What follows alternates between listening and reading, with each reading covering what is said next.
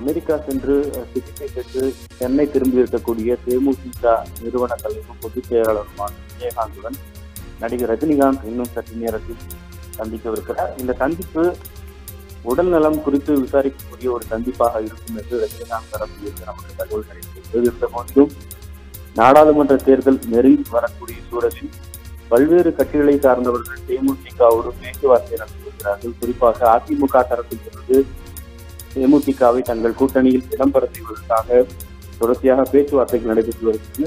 இது ஒரு புறம் இருக்க, நேற்றைய தினம் காங்கிரஸ் கட்சியின் முன்னாள் தலைவர் திருநாவுக்கரசர் சென்னை சாலிகிராமத்தில் அமைந்திருக்கக்கூடிய விஜயகாந்த் நேரடியாக சென்று அவருடைய உடல்நலம் குறித்து விசாரித்தார். பிறகு செய்தியாளர்களை சந்திக்கிற போது அரசியல் குறித்து பேசியதாகவும் அரசியலில் ஒரு நல்ல முடிவை எடுக்க வேண்டும் என்று வலியுறுத்தியதாகவும் தெரிவித்திருந்தார். அப்படிப்பட்ட சூழலில் ரஜினிகாந்தினுடைய சந்திப்பு என்பது உடல்நலன் சார்ந்து விசாரிப்பதை தாண்டி அரசியல் குறித்தும் அவர்கள் விவாதிக்கலாம் என்ற ஒரு யூகங்கள் எழுந்திருக்கிறது.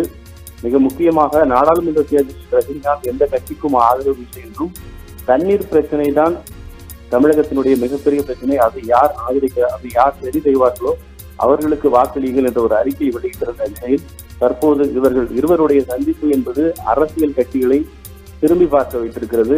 ஒருவேளை ரஜினிகாந்த் தரப்பில் இருந்து விஜயகாந்தோடு ஏதேனும் பேச்சுவார்த்தை நடத்துவதற்கான வாய்ப்பு இருக்கிறதா, அல்லது அரசியல் ரீதியான ஏதேனும் முடிவுகள் எடுக்க வாய்ப்பு இருக்கிறதா என்பது போன்ற அறிவுகள் இருந்தாலும் ரஜினிகாந்த் தரப்பிலிருந்தும் தேமுதிக தரப்பிலிருந்தும் இது மரியாதை நிமித்தமாக திரைத்துறையில் 2 பேரும் நீண்ட காலமாக பயணித்தவர்கள் என்ற முறையில் விஜயகாந்தினுடைய உடல்நலம் குறித்து விசாரிப்பதற்காகவே விஜயகாந்த் வீட்டிற்கு வருவதாக தெரிவிக்கப்பட்டிருக்கிறது.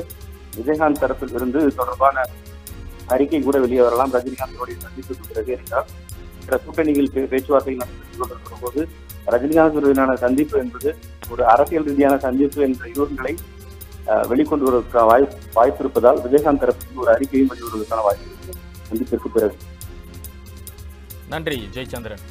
உண்மை செய்திகளை உங்கள் கண்முன் கொண்டு வரும் காவிரி நியூஸின் யூடியூப் சேனலை சப்ஸ்கிரைப் செய்யுங்கள். நொடிக்கு நொடி நாட்டு நடப்புகளை தெரிந்து கொள்ள kaverinews.tv, Facebook, Instagram, Twitter போன்ற சமூக வலைதள பக்கங்களோடு எப்போதும் இணைந்திருங்கள்.